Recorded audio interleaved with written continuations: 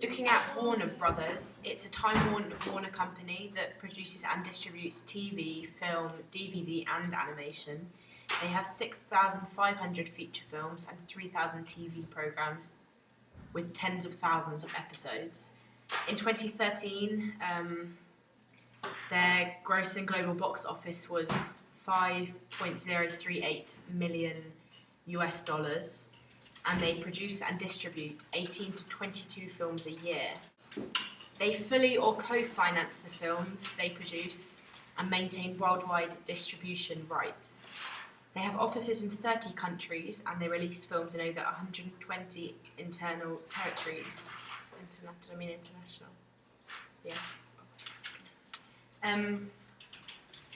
New Line Cinema is a subsidiary of Warner Bros. And New Line produce sci-fi films such as Austin Powers and Journey to the Centre of the Earth 1 and 2.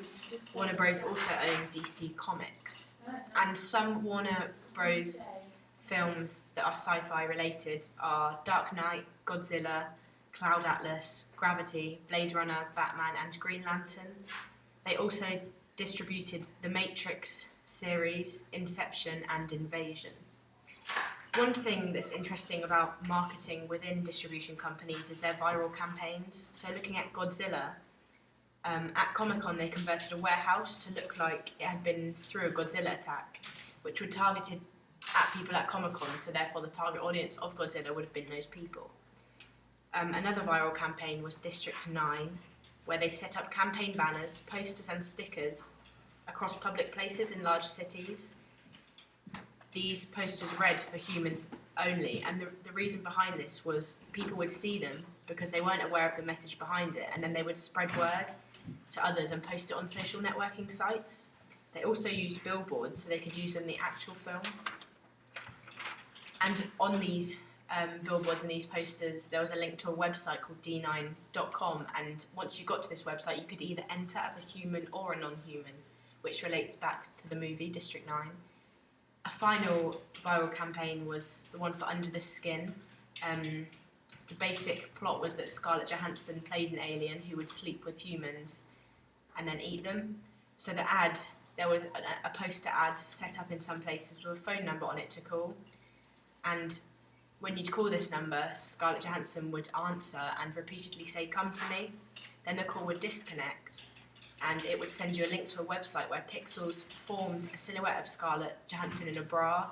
So this links to the nudity within the film, and again, maybe links to who their target audience was to see Scarlett in nude. I researched Paramount, and the founder of Paramount was Adolf Zukor, and it was founded in May 8th, 1912, and it's American. It's one of the big 6 film studios of Hollywood, including films such as Transformers, Star Trek, The Godfather, Forrest Gump, Titanic, Mean Girls and Cloverfield. Paramount is a member of the Motion Picture Association of America. Paramount is a subsidiary of Viacom, Video and Audio Communications. And in December 11, 2005, Paramount Motion Pictures Group announced that they purchased DreamWorks, and the deal was worth $1.6 billion. All the films are distributed by Universal. Paramount became the second movie studio to sign a deal with Apple to sell films through the iTunes Store. And then I researched a bit about viral marketing for Super 8, the film. And in Lithuania, the forest monster, super and viral marketing. There was a news report about a ghoul rummaging through some woods in Lithuania, and it was actually broadcasted and people thought it was real, but it was just a setup as viral marketing for Super 8, so like raise publicity and stuff for the film. And then there was a forum across the internet, and it kept people, like clever people, busy with a series of clues, websites and countdowns launched after fans dissected the initial teaser trailer and uncovered a hidden message in the teaser trailer.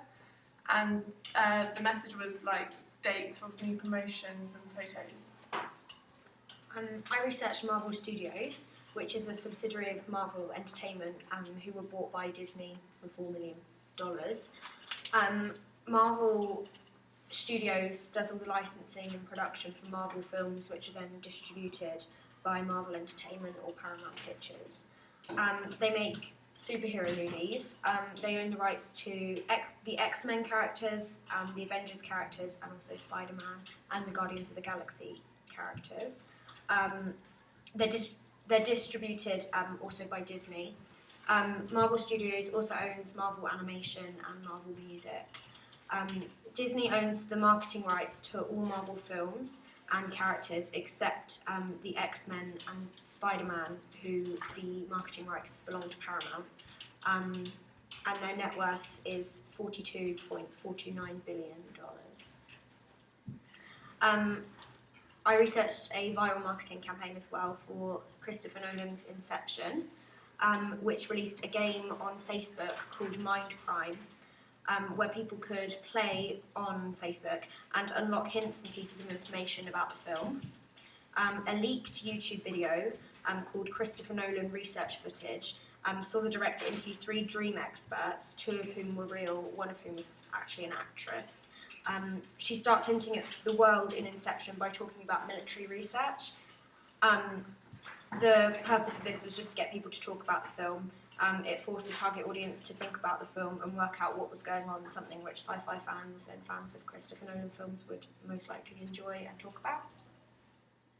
So our chosen production company probably wouldn't be Warner Brothers because it doesn't specify directly in sci-fi. Whereas Marvel, if we wanted to do a superhero-based movie, we would choose Marvel. Marvel would be the obvious choice. Or Paramount Pictures. Yeah.